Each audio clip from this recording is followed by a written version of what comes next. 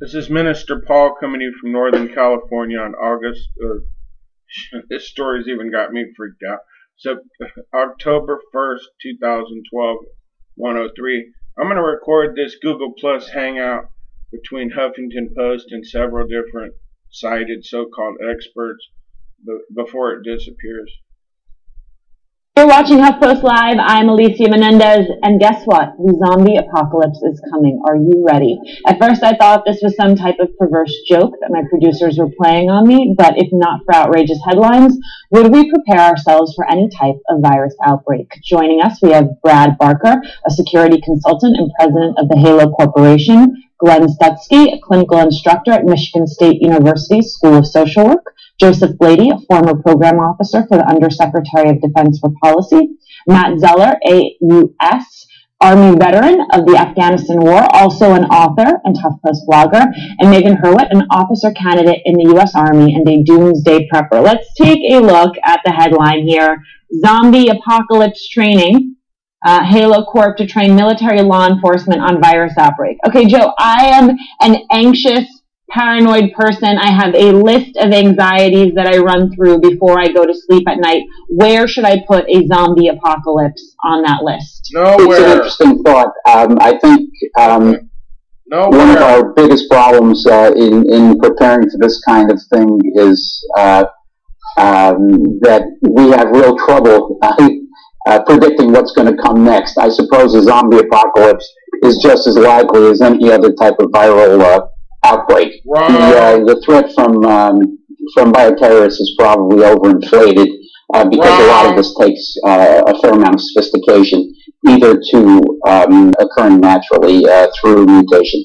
Glenn, you taught a course at Michigan State called Surviving the Coming Zombie Apocalypse, which I'd have to imagine was as popular as a college course I took called Sex 101, which people had to lottery to get into. You teach students about how behavior changes in this type of crisis scenario. Talk to us about that. We are talking about catastrophes and human behavior and how people behave when a catastrophic event occurs. Behavior might surprise you. One of the things that the research shows is that in a time of catastrophe, people sometimes will actually move towards the danger if there's someone there that they care for. So in this class, we tried to create a social bonding in small survivor groups to try to test this out if it was with people who were only getting to know one another even online. And we found out that given an intense enough scenario, you have that kind of bonding where people will want to help one another out. The world is a dangerous place, and it can all change in the blink of an eye.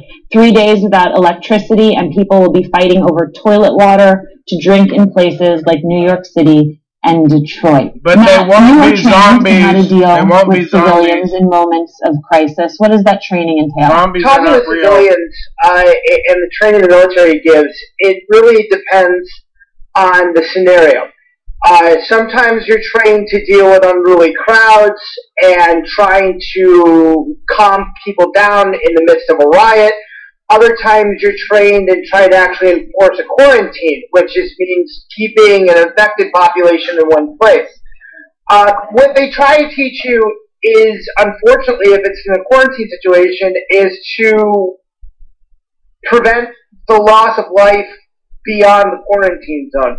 So you're talking about keeping an infected population isolated from the rest of the general population. And unfortunately, that can often mean playing the role of God. A soldier standing with a complementary weapon, ultimately, in a zombie scenario, the use of lethal force is going to be what probably keeps a very unruly population in line. Please how do you take avoid note of things that. getting chaotic and You hear what he wild? said?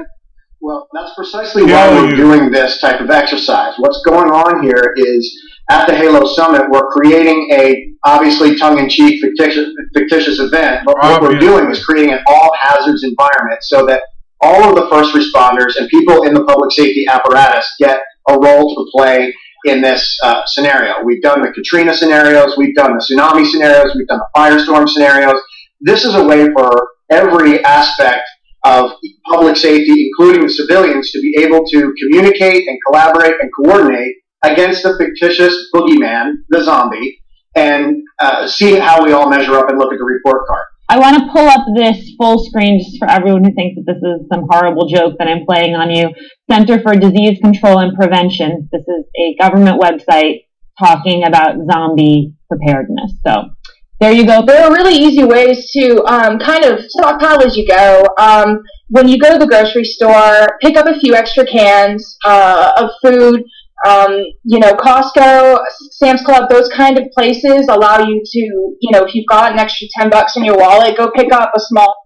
She's an army prepper. Let me tell you, here, I will save you all the time from all these experts. There's no such thing as zombies.